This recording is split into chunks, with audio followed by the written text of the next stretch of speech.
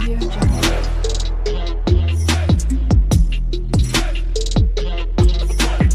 Audio Jungle. Hey guys, my name is Shruti and welcome to my channel. तो जैसे कि आप लोगों को पता है कि Laravel tutorial 2025 beginners to advance in Hindi हमने स्टार्ट कर चुका है, जिसका मैंने अलग सा प्लेलिस्ट बना चुका है। आई होप आपने देखा होगा। अगर आपने नहीं देखा होगा तो ज़रूर एक बार चेक करना, ठीक है। जिसके अंदर आज हमारा फर्स्ट वीडियो होने वाला है, जिसके अंदर हम देखेंगे XAMPP इंस्टॉलेशन। तो बेसिकली PHP का ही फ्रेमवर्क है लारावेल, तो इसी वजह से हमें PHP सबसे पहले इंस्टॉल करना ज़रूरी है। तो PHP हम यूज़ करने से पहले हम XAMPP इंस्टॉल करते हैं, तो XAMPP का इंस्टॉलेशन हम सबसे पहले देखेंगे स्टेप बाय स्टेप, ठीक है। इन 2025 में लेटेस्ट वर्जन के साथ XAMPP इंस्टॉल करके देखेंगे। अगर कोई दिक्कत आता है तो भी मैं आपको बताऊंगी कि क्या दिक्कत आ सकता है। अगर कोई दिक्कत नहीं आता है तो अगर आपको कोई दिक्कत आ रही तो आप मुझे कमेंट करके बता सकते हो, मैं आपको कमेंट का रिप्लाई ज़रूर देती हूँ, ठीक है। तो चलो पहले देखते हैं कि इंस्टॉलेशन का प्रोसेस क्या होता है, ठीक है। तो सिंपली मैं अपने सिस्टम में आ चुकी हूँ। सबसे पहले चलते हैं ब्राउज़र पर। तो आप कोई भी ब्राउज़र यूज़ कर सकते हो, मैं क्रोम ब्राउज़र यूज़ कर रही हूँ। तो यहाँ पर आपको डालना है XAMPP बोल के। सो यहाँ पर आपका XAMPP इंस्टॉलेशन एंड डाउनलोड यहाँ पे आ जाता है, जो है apache-friend.org से ही आप डाउनलोड कर लेना, ठीक है। तो यहाँ पर जाने के बाद इसका कुछ इंटरफेस ऐसा डिस्प्ले होता है। यहाँ पर ही आपके पास डाउनलोड के ऑप्शन बहुत सारे मिलते हैं, जैसे कि विंडोज़, लिनक्स और OS। तो हमारा विंडोज़ सिस्टम है तो विंडोज़ पर चलते हैं। और यहाँ पर देखो, आप यहाँ पे थोड़ा सा वेट कर लेना, ऑटोमेटिकली यहाँ पे डाउनलोड होना स्टार्ट हो जाता है। अगर नहीं होता है तो यहाँ पे क्लिक हियर भी लिखा है, इसको भी आप क्लिक करके वेट कर सकते हो। तो इस पेज पर वो रिडायरेक्ट करेगा तो भी चलेगा, ठीक है, लेकिन यहाँ पे ऑटोमेटिकली डाउनलोड हो जाता है। थोड़ा सा वेट कर लेते हैं। सो वंस ये डाउनलोड होने के लिए स्टार्ट हो जाए तो आप यहाँ पे देख सकते हो ये डाउनलोड होना स्टार्ट हो चुका है, ठीक है। अब इस पेज को लाइक रिफ्रेश वगैरह करके रख सकते हो, या तो इस पेज पे रिटर्न आ सकते हो, लेकिन ये डाउनलोडिंग होने देते हैं, ठीक है। इस पेज को एज इट इज़ रखते हैं अभी के लिए, ताकि वंस ये डाउनलोड हो जाए हम अपने C फोल्डर में जाके एक फ़ोल्डर क्रिएट करेंगे और उसके अंदर ये वाला डाउनलोड हमारा ऐप जो भी हम इंस्टॉल कर रहे हैं सॉफ्टवेयर, उसको हम वहाँ पे डालते हैं, ठीक है। ये मेरा एक पैटर्न है, बेसिकली मैं आपको बता देती हूँ। मैं सिंपली क्या करती हूँ, कोई भी एक डाउनलोड करती हूँ सॉफ्टवेयर बोलो या कुछ भी, तो मैं C फोल्डर में जाके एक फ़ोल्डर क्रिएट करती हूँ उस नेम से, और वहाँ पे वो एप्लीकेशन डाल देती हूँ कि इस वर्जन में मेरे पास यहाँ पे डाउनलोडेड है, ठीक है। सो सिंपल यहाँ पर मैंने एक XAMPP फोल्डर क्रिएट करा है C फोल्डर में। अब वेट करते हैं यहाँ पर ये एक बार में डाउनलोड हो जाए, फिर यहाँ पर मैं उसको कट करके ले आती हूँ, ठीक है। एंड यहाँ पर ये एक और फाइल क्रिएट करते हैं जो है XAMPP empty फोल्डर, ठीक है। तो बेसिकली मैं चाहती हूँ कि मैं डिफ़ॉल्ट में इंस्टॉलेशन नहीं करूँ, ठीक है। मैं चाहती हूँ मेरे इसी फोल्डर में XAMPP इंस्टॉलेशन हो जाए, ठीक है। तो इस वजह से मैंने यहाँ पर ही एक फ़ोल्डर क्रिएट करा। अब सिंपल मेरा देखो डाउनलोड हो चुका है, तो इसको मैं क्या करती हूँ, यहाँ से डाउनलोड में से कट कर लेती हूँ और मेरे उसी फोल्डर में जाके पेस्ट कर लेती हूँ, ठीक है। सो ये देखो मेरे पास यहाँ पर एक और फोल्डर है जो है XAMPP empty फोल्डर, तो मुझे इसी के अंदर मेरा XAMPP इंस्टॉल करना है, ठीक है। तो अब सिंपल हम क्या करते हैं, इसको राइट क्लिक करते हैं और रन एज एडमिनिस्ट्रेटर पर क्लिक कर देते हैं। तो इंस्टॉलेशन सब प्रोसेस कर लेते हैं एक बार में, ठीक है। अब ये ब्राउज़र में मैंने हटा दिया, अब थोड़ा सा वेट कर लेते हैं, ठीक है। सो एक बार में ये इंस्टॉलेशन का हमें डिस्प्ले हो जाए तो नेक्स्ट बटन हमारे पास आ जाएंगे, जिसको हम क्लिक करेंगे, ठीक है। सो ये देखो वेलकम टू XAMPP, यहाँ पे इंस्टॉलेशन चालू हो चुका है।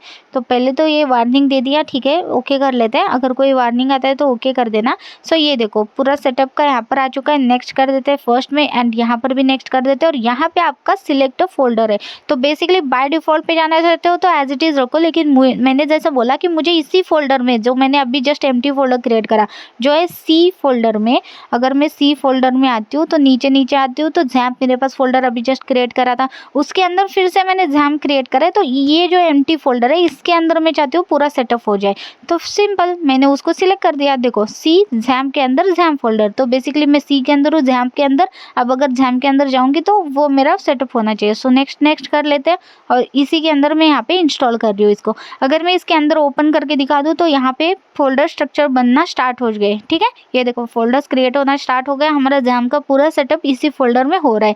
तो बेसिकली मैं ऐसा ही चाहती थी कि मैं डिफ़ॉल्ट फोल्डर दे दूँ। वैसे तो डिफ़ॉल्ट फोल्डर कोई भी दे देता है, लेकिन मैं चाहती थी कि मैं अपने से फोल्डर क्रिएट करके दे दूँ कि वहीं पे तुम इंस्टॉल हो जाओ, ठीक है। क्योंकि मुझे ये ईज़ी हो जाता है कि मेरे इसी फ़ोल्डर के अंदर सारे के सारे PHP के प्रोजेक्ट्स या कुछ भी मैं क्रिएट करूँगी तो इसके अंदर रहने वाले हैं, ठीक है। तो ईज़ी हो जाता है बस इसीलिए, ठीक है। थोड़ा सा वेट कर लेते हैं, ये एक बार में ख़त्म हो जाए, मैं आपसे मिलती हूँ, ठीक है।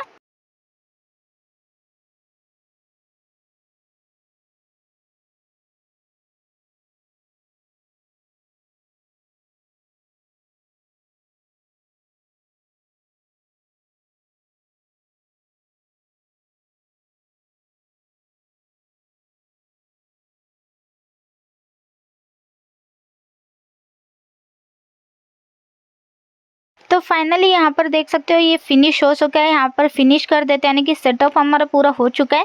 अब हम सिंपल क्या करते हैं, अगर मैं आपको बैक आके दिखा दूँ तो ये देखो यहाँ XAMPP के अंदर हमारे सारे फोल्डर्स क्रिएट हो चुके हैं, ठीक है। एंड यहाँ पे कंट्रोलर भी ओपन हो चुका है XAMPP का। इसको क्लोज कर देते हैं। अगर ओपन नहीं होता है डिफॉल्ट में, क्या करो, सिंपल आपके सर्च में XAMPP लिखो, ठीक है। तो यहाँ पर आ जाता है कंट्रोल पैनल, तो इसको आप ओपन कर सकते हो ऐसे भी, ठीक है। तो बेसिकली जब भी PHP पर वर्क करोगे तो यहाँ पे दो चीज़ें आपको स्टार्ट करनी है, जो है अपाचे और MySQL। अगर यहाँ पे आप MySQL में जाना चाहते हो तो उसके सामने एडमिन बटन है, उसको क्लिक करोगे तो कोई भी डिफ़ॉल्ट ब्राउज़र में आपके पास यहाँ पे PHP माई एडमिन ओपन हो जाता है, जहाँ पे आप अपना टेबल और सारे डेटाबेस मेंटेन कर सकते हो। तो बेसिकली यहाँ पर देखो ये सारे डेटाबेस है आपके, ठीक है, ये जितने भी दिख रहे हैं। और अगर आप न्यू क्रिएट करना चाहते हो तो न्यू पर क्लिक करके आप अपना खुद का डेटाबेस क्रिएट करोगे, ठीक है। तो अगर मैं आपको बता दूं, यहाँ पर देखो टेस्ट नेम से ऑलरेडी एक डेटाबेस क्रिएटेड है। अगर इसको क्लिक करती हूँ तो यहाँ देखो इसके अंदर कोई भी टेबल नहीं है। तो बेसिकली एक आपके पास डेटाबेस रहता है जिसके अंदर आप मल्टीपल टेबल्स क्रिएट कर सकते हो। तो इसके अंदर टेबल क्रिएट करने के लिए आपको यहाँ पे टेबल नेम लिखना है, यहाँ पे नंबर ऑफ कॉलम लिखना है और क्रिएट कर देना है, ठीक है। तो ऐसे आप एक टेबल क्रिएट कर सकते हो। नेक्स्ट है हमारे पास SQL का ऑप्शन, जहाँ पर आप देख सकते हो कि आपका टेबल के अंदर कितने कॉलम्स है, कौन से कॉलम के आपने प्राइमरी की रखा है, क्या रखा है, वो सारी चीज़ें यहाँ पे डिस्प्ले हो जाती है। नेक्स्ट है हमारे पास क्वेरी, जिसके अंदर आप क्वेरी हिट कर सकते हो, जैसे कि इंसर्ट की क्वेरी, अपडेट की क्वेरी, ये सारी चीज़ें। देन है हमारे पास एक्सपोर्ट, जहाँ पे अगर आप टेबल एक्सपोर्ट करना चाहते हो तो कर सकते हो, इम्पोर्ट कर सकते हो। यहाँ पर आप अपना कोई भी SQL का फाइल यहाँ पे इम्पोर्ट करके भी आप अपने डेटाज ऐड कर सकते हो। तो ऐसे ही one user to another user आप अपना पूरा का पूरा डेटाबेस, यानी कि डेटाबेस के अंदर का टेबल इंपोर्ट एक्सपोर्ट कर सकते हो, ठीक है। तो लास्ट ऑप्शन है हमारे पास डेटाबेस ड्रॉप करना है, ठीक है। ड्रॉप बेसिकली डिलीट, यहाँ पर आप टेबल भी ड्रॉप कर सकते हो और डेटाबेस भी डिलीट ड्रॉप कर सकते हो, ठीक है। तो यहाँ पे इतने सारे ऑप्शन आपको मिल जाते हैं। एंड ये PHP माई एडमिन आपका डेटाबेस, यानी कि आपका टेबल और आपका डेटा मेंटेन करता है। अगर मैं आपको बता दूं, जैसे कि देखो अगर इसका URL देखोगे तो देखो लोकल होस्ट /PHP माई एडमिन, अगर आप किसी भी ब्राउज़र में डालते हो तो भी आपको यही सेम एक्सेस हो जाता है। लेकिन इतना याद रखना है कि आपका जो कंट्रोल पैनल है XAMPP का, वो स्टार्ट होना चाहिए। तो बेसिकली यहाँ पे अपाचे और MySQL स्टार्ट है, इसीलिए वो डिस्प्ले हो रहा है। तो अगर मैं UI का पार्ट दिखा दूँ तो यहाँ पर आपके सारे प्रोजेक्ट्स रहने वाले हैं, यानी कि PHP के सारे प्रोजेक्ट। बेसिकली यहाँ पर आओगे लोकल होस्ट डैशबोर्ड ओपन हो जाएगा, जहाँ पर आपको वेलकम टू XAMPP पहले तो मैसेज आ जाएगा, क्योंकि अभी तक हमने उसके अंदर कोई भी हमारा फोल्डर क्रिएट नहीं करा है, ठीक है। अगर आप PHP पर वर्क करते हो तो आपको पता होगा, सिंपल आपको लोकल होस्ट लिखना है तो सारे प्रोजेक्ट्स आपके डिस्प्ले हो जाते हैं। तो कैसे, मैं आपको बताती हूँ। ये देखो हमने क्या करा था, हमने पूरा का पूरा XAMPP के अंदर चलती हूँ। तो XAMPP के अंदर यहाँ पर मैंने इसी फोल्डर के अंदर मैंने सारी चीज़ें XAMPP के रिलेटेड यहाँ पे डाली थी, ठीक है। अब देखो सेटअप यहाँ पे हो चुके हैं। तो इसके अंदर htdocs फोल्डर है, जिसके अंदर एक्चुअल में हमारा प्रोजेक्ट्स रहने वाले PHP के। अभी बाय डिफ़ॉल्ट हमारे पास बहुत सारे फाइल्स है, इन सभी को डिलीट करो, इन सभी की जरूरत नहीं है हमें, ठीक है। सिंपल इसको सबको सिलेक्ट कर लेना, डिलीट कर देना। और यहाँ पर तुम क्या करो, अब अगर मैं इनको डिलीट कर चुकी हूँ तो सिंपल मैं यहाँ पर अगर लोकल होस्ट लिखती हूँ तो क्या होगा, तो यहाँ पर मुझे कोई भी फाइल नहीं मिलेगा। इस कारण ये क्या करेगा, इंडेक्स ऑफ और यहाँ पे फोल्डर स्ट्रक्चर दिखा देगा।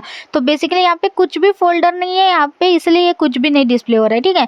और आपका PHP माई एडमिन को कुछ नहीं होगा, ठीक है, डोंट वरी। सो यहाँ पर देखो, अब सिंपल यहाँ पे आपका एक प्रोजेक्ट क्रिएट करते हैं हम लोग, ठीक है। मैं बस आपको सिंपल बताना चाहती हूँ, इसी वजह से मैं ये चीज़ें दिखा रही हूँ। जैसे कि मैंने यहाँ पे एक फोल्डर क्रिएट करा प्रोजेक्ट 1 नेम से, ठीक है। आप अपने हिसाब से कुछ भी नाम रखो, ठीक है। अब देखो यहाँ पर मैंने प्रोजेक्ट 1 नाम से एक फोल्डर क्रिएट करा, एम्प्टी फोल्डर है। तो यहाँ पर आके रिफ्रेश करती हूँ तो वही फोल्डर मेरे को यहाँ पे डिस्प्ले हो जाएगा। ये देखो अगर मैं इसको ओपन करती हूँ तो ऑब्वियसली इसके अंदर कुछ नहीं है, तो एम्प्टी एज इट इज़ मेरे को डिस्प्ले हो जाएगा कि इंडेक्स ऑफ /project1 के अंदर कुछ भी फाइल्स नहीं है।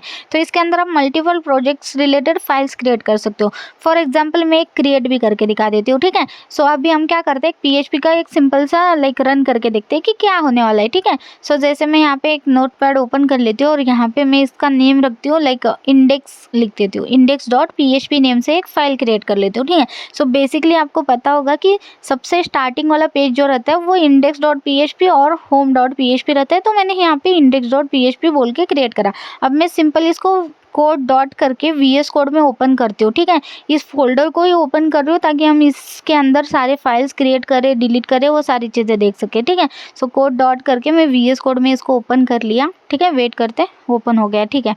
सो सिंपल देखो यहाँ पर वही फोल्डर स्ट्रक्चर मैंने यहाँ पे VS कोड में ओपन करा है, जिसके अंदर index.php के अंदर मैंने कुछ नहीं लिखा है, ठीक है।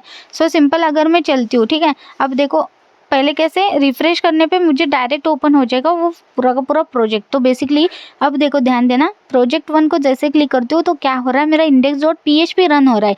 तो बेसिकली यहाँ पर मैंने index.php के अंदर कुछ नहीं लिखा है, इसलिए कुछ भी डिस्प्ले नहीं हो रहा है। अगर मैं यहाँ पर कुछ टेक्स्ट ऐड करती हूँ, जैसे कि H1 के अंदर मैं लिखूँगी लाइक हेलो श्रुति लिख देते, ठीक है। सो मैं हेलो श्रुति यहाँ पे लिख देती हूँ। अब अगर इसको सेव करती हूँ, यहाँ पे आके रिफ्रेश करती हूँ तो क्या मुझे दिखेगा? ऑब्वियसली, क्योंकि ये PHP प्रोजेक्ट वही रन हो रहा है जो index.php है।